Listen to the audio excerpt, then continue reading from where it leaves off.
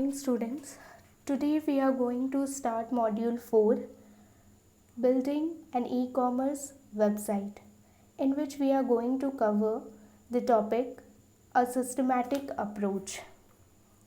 If you want to build a website for e-commerce, then two important management challenges are there. First one, developing a clear understanding of your business objectives.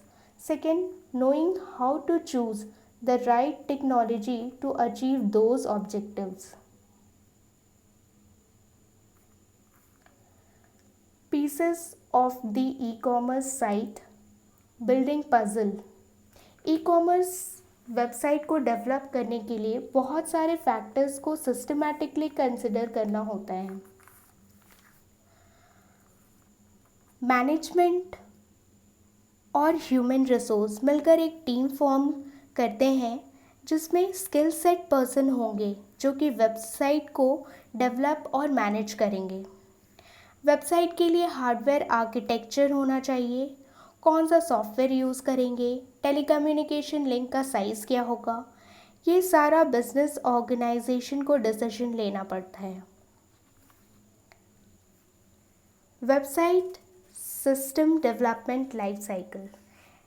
System development life cycle already हम लोग software engineering paper में cover कर चुके हैं. इन सारे phases को e commerce website development से go through करेंगे. First phase is system analysis planning, second system design, third building the system, fourth testing, and the last one is implementation service delivery. System analysis planning. System analysis planning में software requirement specification documentation ready किया जाता है जिसको हम लोग SRS के नाम से जानते हैं.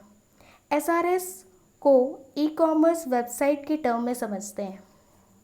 बिजनेस ऑब्जेक्टिव की बात करें तो ई कॉमर्स वेबसाइट की कैपेबिलिटीज़ लाइक प्रोडक्ट, उस वेबसाइट पे प्रोडक्ट डिस्प्ले करेगा, प्रोडक्ट का इंफॉर्मेशन होना चाहिए, ट्रांजैक्शन होगा, एडवर्टीजमेंट कर पाएंगे, कस्टमर सपोर्ट.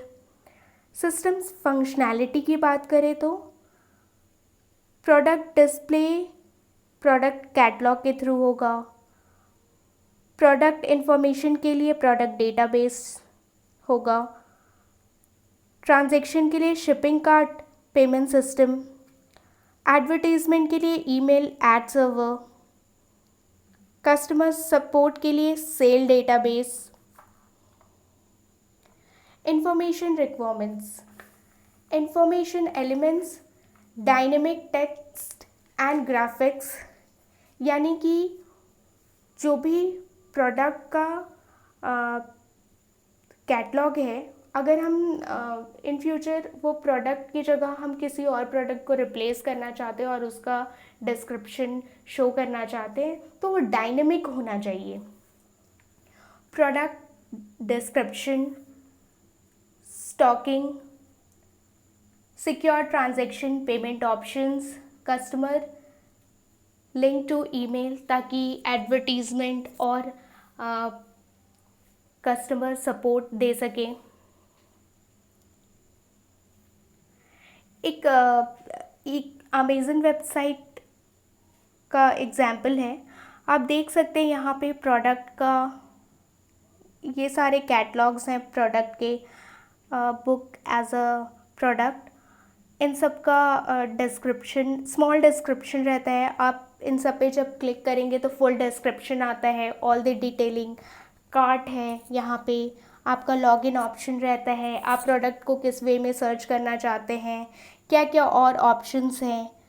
तो ये एक ई कॉमर्स वेबसाइट कैसा होना चाहिए उस पर्टिकुलर ई कॉमर्स ऑर्गेनाइजेशन पे डिपेंड करता है. Next phase system design, hardware and software platform. E commerce websites जो आप सब देखते हैं वो एक पेज नहीं होता है.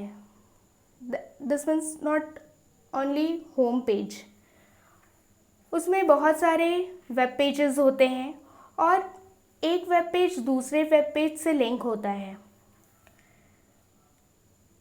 सिस्टम डिज़ाइन को दो कैटेगरी में ब्रेक किया गया है, लॉजिक डिज़ाइन और फिज़िकल डिज़ाइन। लॉजिक डिज़ाइन की बात करें तो उस वेबसाइट का डेटा फ्लो बताएगा, प्रोडक्ट के आइकन पे अगर हम क्लिक करेंगे तो प्रोडक्ट का डिस्क्रिप्शन वाला पेज, फुल डिस्क्रिप्शन वाला पेज ओपन होगा। वहाँ ऑप्शन आएगा add to cart, add to cart में आप जाएंगे तो फिर ऑर्डर प्लेस होगा। तो ये सारा कि एक वेबसाइट किस तरह से स्टेप बाय स्टेप काम करेगा, उसका फ्लो किस तरह से होगा। नेक्स्ट बात करते हैं फिज़िकल डिज़ाइन की। तो physical design translates the logic design into physical components। Server खरीदना, सॉफ्टवेयर कौन सा यूज़ होगा, टेलीकम्युनिकेशन लिंक का साइज़ क्या होगा, सिस्टम बैकअप लेना होगा, आउटसाइडर्स से प्रोटेक्शन करना होगा सिस्टम को। Building the system, in house versus outsourcing. Design और डेवलपमेंट इन हाउस हो सकता है या आउटसोर्सिंग कर सकते हैं। इन हाउस की बात करें तो अगर ई कॉमर्स ऑर्गेनाइजेशन में स्किल सेट पर्सन है तो वो अपने यहाँ ही डिज़ाइन और डेवलप कर सकते हैं। अदरवाइज़ कुछ ऑर्गेनाइजेशन वेबसाइट टेम्पलेट प्रोवाइड करते हैं, like Yahoo merchant solution, Amazon store और ईबे। वर्डप्रेस के थ्रू भी आप वेबसाइट डिज़ाइन कर सकते हैं। आउटसोर्सिंग की बात करें तो आउटसाइड वेंडर के थ्रू वेबसाइट डेवलप करवा सकते हैं। After successful development of website there is need to host the website.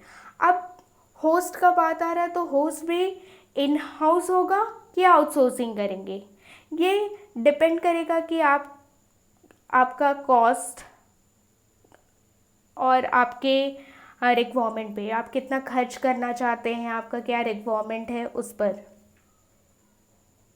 Next, testing the website. E commerce website जब डेवलप हो जाता है तो उस डेवलपमेंट के समय ही यूनिट टेस्टिंग किया जाता है। ठीक है, एक एग्जाम्पल से समझते हैं कि एक 4 लोग की टीम है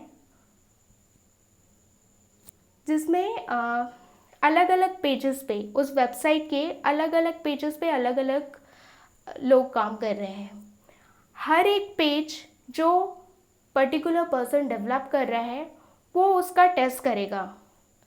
that testing is known as a unit testing. अब वो यूनिट टेस्टिंग में वो चेक करेगा कि जो उसका उस पेज का रिक्वायरमेंट था कि इस तरह से फंक्शनल होना चाहिए, वो कर भी रहा है या नहीं काम। अगर कर रहा है ऑल ओके तो वो सारे पेजेस को मर्ज करेंगे, उन सारे पेजेस को इंटीग्रेट करेंगे और सिस्टम टेस्टिंग करेंगे। सिस्टम टेस्टिंग का मतलब होता है कि एज अ होल वो system as per the requirement website execute हो रहा है या नहीं। अगर सिस्टम टेस्टिंग सक्सेसफुल हो गया तो एक्सेप्टेंस टेस्टिंग होता है। एक्सेप्टेंस टेस्टिंग में देखा जाता है कि जो जिनका ऑर्गेनाइजेशन है, जो ई कॉमर्स फर्म है, वो देखेंगे कि हाँ अब मेरा जो ऑब्जेक्टिव था बिजनेस का वो ये पूरा सिस्टम फुलफिल कर रहा है या नहीं। Next, implementation and maintenance. Implementation और मेंटेनेंस SDLC का लास्ट फेज़ है। जब सिस्टम कंप्लीट डेवलप हो जाता है, आफ्टर टेस्टिंग ओके हो जाता है कि हाँ ये website as per the requirement काम कर रहा है, तो उसको डिप्लॉय किया जाता है, यानी उसको कहीं इंस्टॉल किया जाता है। That stage is called implementation. जब इम्प्लीमेंटेशन हो जाता है तो वो जो वेबसाइट है वो ऑपरेशनल हो जाता है। अब वो काम करना शुरू कर दिया। ऑपरेशनल होने के साथ ही कुछ सिस्टम के इश्यूज आने लगते हैं। System is not working fine और कहीं स्टक कर रहा है, तो वो सब के लिए मेंटेनेंस का ज़रूरत पड़ता है। मेंटेनेंस का कॉस्ट इन जनरल डेवलपमेंट के कॉस्ट के बराबर आ जाता है। ऑब्वियसली मेंटेनेंस वगैरह में चेकिंग किया जाएगा, टेस्टिंग किया जाएगा, फिर से उसका और रिपेयरिंग किया जाएगा। ये सारा जो SDLC का पार्ट किए हैं। ऑब्वियसली आप लोग सब सॉफ्टवेयर इंजीनियरिंग ऑलरेडी पढ़ चुके हैं और ई-कॉमर्स वेबसाइट आप लोग बहुत सर्व भी कर चुके हैं, तो आप लोग रिलेट कर पा रहे होंगे ये इस टॉपिक को ईजिली। Thank you.